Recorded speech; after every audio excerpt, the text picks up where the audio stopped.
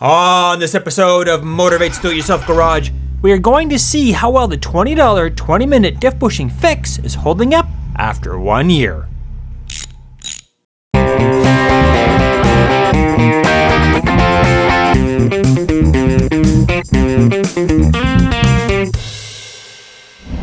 Way back in episode 23, we used 5-minute epoxy to fix a ruptured differential bushing. If you haven't seen that episode, click on the eye in the top right of the video to jump to it.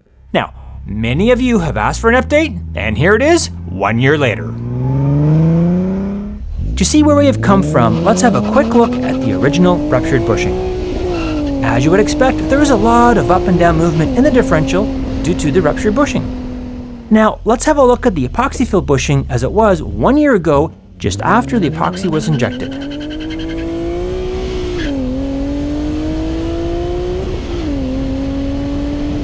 Let's get a close-up view and see that again.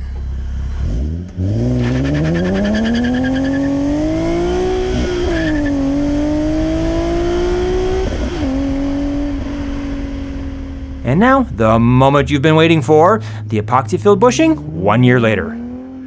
First up is a gentle start with mild acceleration.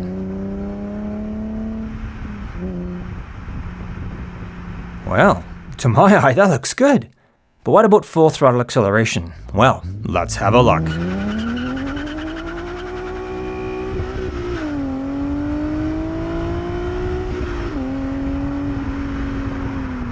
Nice. The epoxy-filled bushing seems to be holding up well. So, once again I ask, is this a proper fix? Nope, no it isn't. A proper fix would be to replace the ruptured bushing.